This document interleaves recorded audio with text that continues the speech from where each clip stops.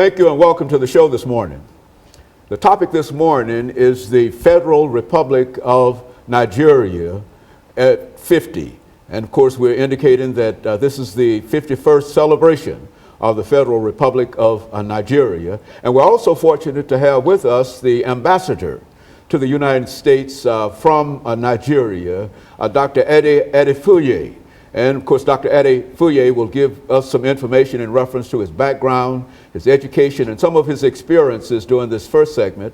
And then after we have our first commercial break, we'll come back and talk about the great Federal Republic of Nigeria. And of course, Dr. Adefuye, let us start off by having you to give us some information about, for the first 6 minutes, about your background, your education, and some of your experiences that eventually led you to the chief representative of the Federal Republic of Nigeria to the United States of America. Well, thank you very much for having me. And let me say how pleased I am to be here, to be in Nashville. It's been a very quite stimulating experience. And talking about myself is something one finds a bit hard to do because one was brought up as a Christian and one has to acquire those virtues, demonstrate those virtues of humility. But one has a lot of reason to be grateful to God. Mm-hmm. I often describe myself as an academic diplomat. My children met me as a university lecturer, and now they seen their dad transformed to becoming a diplomat. Mm-hmm. I started life as an academic. Having gone to the University of Ibadan, Harvard. Mm-hmm. I got a BA degree in history, and I went on to Uganda and also to the UK to do a PhD on aspects of colonial history of Uganda, which is the way the British related to the Ugandan people. And finishing that, I came back to the University of Lagos and worked as a lecturer and climbed all the steps from lecturer 2 to lecturer 1 to senior lecturer to associate professor and then professor and head of department. All this was between 1973 to 1987. And then I became professor and head of history department. Then, because my area of interest, academic interest, was on diplomacy and international relations between Uganda and the British, and then I started to take interest in relations between Nigeria and many other countries, I was always commenting on diplomatic issues and international relations issues as they affect Nigeria. I think that was what made the federal government to decide to ask me to be part of a group of lecturers who were training new diplomats in areas of diplomatic history, international relations, international economics, inter-Africa relations. And I was part of those who are training newly recruited diplomats at a place we call the Foreign Service Academy in Lagos. I did that for 2 years, 1 year every 1 month every year for 2. And the third year, after finishing the third year, I was asked to kind of put in practice what I've been preaching, to become ambassador to, we call it High Commissioner, to Jamaica in the West Indies. But then we concurrent accreditation to Belize and Haiti. It was a very good experience because being in Jamaica and seeing people of African descent in the West Indies, I thought it was necessary to use my experience as a historian to reconnect them to their homeland. And that's what I did most of that time. And it was very, very good experience for 4 good years. I was very well received by people of Jamaica and I enjoyed it. I think the kind of quality performance I did there influenced the government to send me to the United Kingdom as Deputy High Commissioner in charge of Nigeria's relations with many countries, many international organizations, the UN, the Commonwealth, and the European Union. And I did that for about, for 2 years. And then, before then, I then applied to the Commonwealth. Commonwealth is a group of former British colonies who grouped themselves together to extend mutual cooperation to each other. First, I was Deputy Director of Strategic Planning, and then I was later on appointed head of the Africa program for the Commonwealth. I think I was in the Commonwealth for about a total of 12 years, and 6 of which I served as Special Advisor to the Secretary General and head of the Africa program.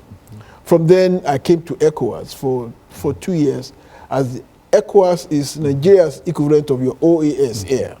And then it's a regional organization. From then I served 2 years as as advisor to the president on democracy and good governance. Very good. And of course, Dr. Adefuye, let's take this first commercial break, and then we'll get back and we'll pick up at that same point. Yeah. And we'll be back with our audience following this very, very short commercial break.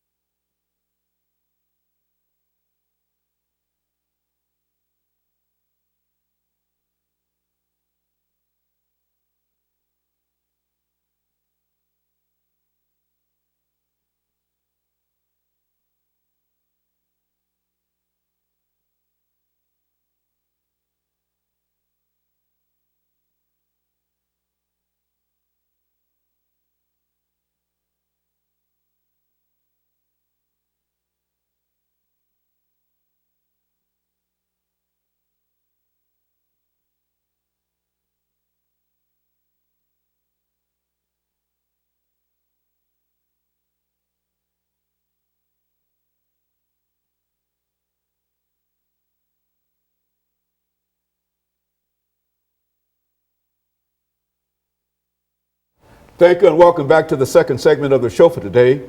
We're talking to the ambassador for the Federal Republic of the West African nation, Nigeria. And he's given us some information in reference to his background, his education, and some of his experiences. And now we would like to, Dr. Adefuye, to talk about some other aspects of it, to talk specifically, since this is the 51st anniversary of the Federal Republic of Nigeria, to talk about, and as a scholar in a real sense in reference to colonialism and et cetera, talk about some of the events and some of the situations over the next 8 minutes that eventually led you to independence. Well, Nigeria was a British colony. We were colonized by the British through a series of wars and military action. Nigeria became the two sides of Nigeria, the Northern Protectorate and the Southern Protectorate, was amalgamated in 1914 to become the Protectorate of Nigeria. And then we had colonial rule, and you had the British conquered the country steadily, incrementally, and brought the whole country together under colonial rule. Colonial rule, as you all know, was a kind of carefully designed exploitation of the resources of the colonies to the advantage of metropolitan power. So colonial was such that it was for economic reasons. Tap our resources used to develop their country. And that's what happened with us. And we took part in the First World War, the Second World War on the part of the British. And after the Second World War in 1945, the doctrine of self-determination came up. And the people started agitating for independence. And the agitation for independence was led by Nigerians who had been abroad to study and who had been conversant with some of those principles, the Human Rights Declaration, the Human Rights Charter, and they began to question British rule over them, because based on the logic and principles they have learned while studying abroad. So you find the returnees, and most famous of them was Dr. Nnamdi Azikiwe, who was actually educated here, began to question British rule over Nigeria. And the agitation led on to series from many African countries asking for self-determination. More so as the UN, when it was conceived in when it came up in 1947, began to advocate for self-determination. So Nigerians also asked for self-determination. And so many African countries began to achieve independence. In 1957, Ghana was the first one. And then in 1960, Nigeria ultimately attained independence from colonial rule. And the green flag of Nigeria was hoisted to replace the Union Jack. And then we became independent as a nation in 1960. So we became independent in 1960, and we operated a British system of government, Westminster model, parliamentary democracy. And we went through quite a lot in the country. We went through the first set of post-independence rulers merely stepped into shoes of the British. And even though they meant well, but the defects of the British system was still very much around. And so we had a lot of, the federal structure was not properly arranged. And so we had a foreign policy that, for instance, that spoke of non-alignment, but was really pro-Western. And then, of course, our first set of politicians saw themselves as succeeding imperialists. And so administration was done in the best interest of the people. That led to agitation among the various political parties, leading to the first overthrow of the civilian government, and then a civil war, which we fought 1967 to 70. And then, by the end of the civil war, it was clear to everyone that Nigerians will have to live together as the same people. And so the civil war ended with General Yakubu Gowon, who became head of state, saying that no victor, no vanquish, that nobody will ever question the territorial integrity of Nigeria. And we were prepared to live together as one indivisible set of people. So since then, and a lot of things happened after this. But during the Civil War, one good thing was that oil was discovered in commercial quantity, and Nigeria became an oil-producing country. Right now, we're the fourth largest supplier of crude oil to the United States. So we became, and then there was agitation for a change of the constitution. Quite a number of people believe that the Westminster model was not quite suitable. And that was why we had a military coup, we had constitutional problems and all that. And then we decided to adopt the American type Republican Constitution. And so that's what we are currently practicing right now. And so we have a Republican type Constitution with a presidential system, governors in states, president in the center, and that's what we've been. I mean, that's not been without. I mean, that's what some of the political scientists, some of us say that it's not the system of government that matters; it's the way it is administered. In spite of the change from the Westminster model to the Republican system, from British system to the American system, we still had military coup d'etats. We have had so many military coup d'etats, many military takeover of government. Like we had, there was one in 75, there was one in 79, there was one in 83. But right now, people are tired of military rule. Since the collapse of the Berlin Wall and the end of communism, and the wave of democracy all over the world, people are now beginning to question the rationale for military rule. So we've got to a system whereby democracy as a system of government has become established in the country. And we may have our problems, but we will not allow any set of soldiers to come and take over and take over anymore. And so democracy has come to stay.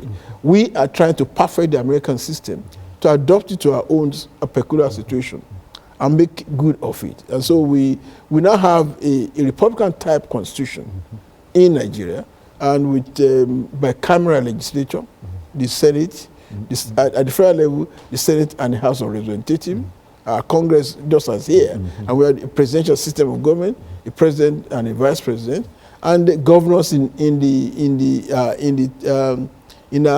36 states with the federal capital territory. So we have a system similar to that of yours.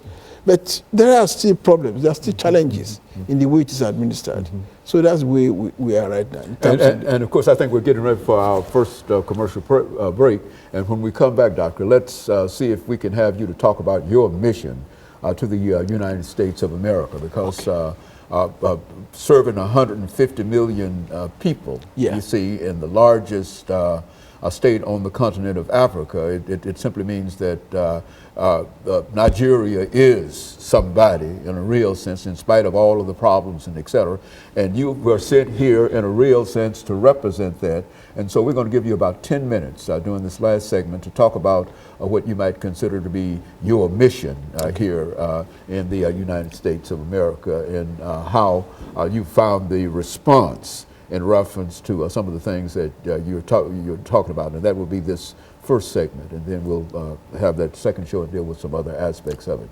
But that's what we want you to talk about when this next segment starts within the next 15 or 20 seconds, and then we'll be able to pick up at that particular point. And we'll be back with our audience following this very, very short commercial break.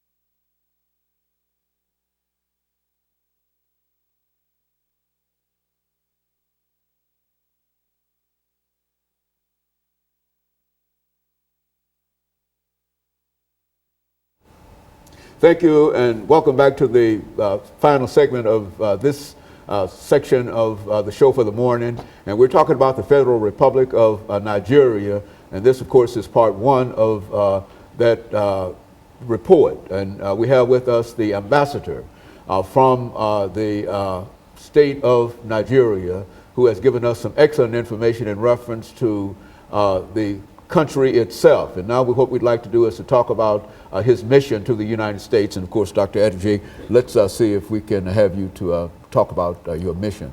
Well, my mission to the United States is not different from that typical of ambassadors. An ambassador to a country is supposed to represent the interests of his own country in his country of accreditation. In my case, United States of America.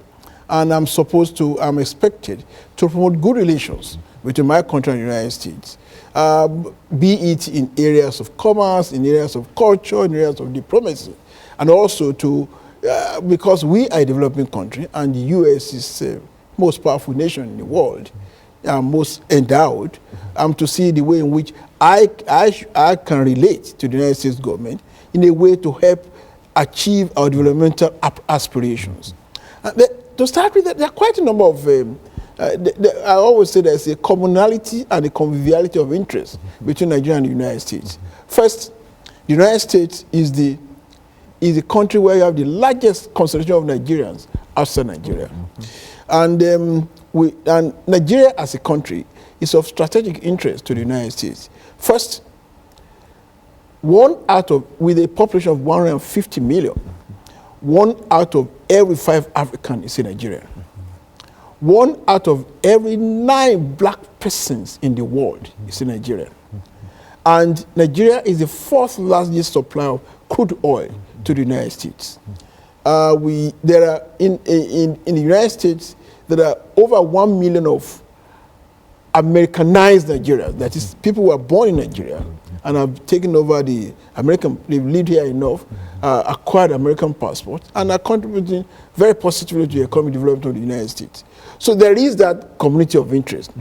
And I do know that in the United States officials recognize the strategic importance of Nigeria, because with that kind of population, that kind of strategic importance, and the U.S. being the leading nation in the world, the only superpower, America has taken it upon himself the task of ensuring there's peace and security in the world. If there has to be peace and security in the world, there has to be peace and security. There has to be peace and security in Africa. And if there has to be peace and security in Africa, that peace and security must start from Nigeria. That what the United States government has recognized, and do we also recognize, and that explains the very good nature of relations that do exist between Nigeria and the United States. That was started since when I came, and before I came there were some problems, but now the United States government, with the advent of President Goodluck Jonathan, they know that Nigeria now has purposeful leadership, a leadership that is responsive and responsible, a leadership that is willing and able, a leadership that's prepared to tackle the fundamental problems of the country and create a Nigeria which will be of immense usefulness to the United States. So we enjoyed very good relations, and my job has been to cement that relationship that do exist between Nigeria and the United States. Also, even in our strategic and foreign policy objectives, there's a mutuality of interest. Nigeria and the U.S., we want a world that is free of nuclear proliferation, a world that is free of terrorism, and a world in which the principles of democracy, human rights, rule of law dominate, and a world in which features more of consultation, cooperation, as distinct from confrontation. And that's why our purpose, and we work towards that. Nigeria, for instance, with the active of the U.S., we are one of the largest contributors of peacekeeping forces to the United Nations. We have been very much in agreement with the U.S. on major policy issues in recent times. We were with them on the issue of Iran nuclear non-proliferation agreement. We were with them on the issue of Libya, the issue of no-fly zone. So we cooperate at the UN to achieve similar global objectives of a world that is peaceful, secure, and ordered. And so part of my objective is to promote that and to promote economic development between the United States and Nigeria. First, and there have been very concrete ways in which we have made this possible. First, we have signed what is called a binational commercial agreement with the United States of America. A binational commercial agreement is the highest level of strategic cooperation that can exist between two countries. The Obama administration has signed that agreement only with the government of Nigeria. And there are 4 major components of that. First one is, we call it governance, transparency, and integrity, called it GTR. That has to do with good governance, political correctness, and all that, democracy. And within that framework, the United States government assisted Nigeria tremendously when we conducted the last election, which was internationally accepted as very free and credible. The second one is on Niger Delta regional security, where this problem in Niger Delta, where a number of people took up arms because there was a lot of environmental pollution in the oil producing areas, and we then designed an amnesty policy to encourage those who have been fighting to surrender their arms. The amnesty policy involves retraining of these foreign militants so that can be reintegrated into society. And many of the Niger Delta governments have signed MOUs with the American public and private sectors, retraining them in America. They're all over the place. Then the regional security aspect involves our cooperation to ensure there's peace in the Gulf of Guinea coast. And in addition, in furtherance of that, the American government transferred to Nigeria a big naval warship, USD Chase, which we renamed USS Thunder. Thunder, of course, is the English equivalent of Aradu, which is the word given to the Nigeria flagship in the area. I had the privilege of receiving that ship from the U.S. Coast Guard in San Francisco, and the ship has now set sail for Nigeria. And that ship is supposed to assist us in policing the Gulf of Guinea coast. Most of the oil that we send to the U.S. is from offshore, and with that kind of naval ship, we'll be able to check the activity of smugglers and bunkers and all that in that area. The third component of the Nigerian-U.S. Binational Commission is on, we call it energy and investment. Energy in the sense of oil and gas. Like I told you, we are the 4th largest supplier of crude oil to Nigeria. Many American companies are in Nigeria dealing with oil, and they want to increase the quality and quantity of our power generating supply. So many American companies are there helping us to increase the quantity and quality of our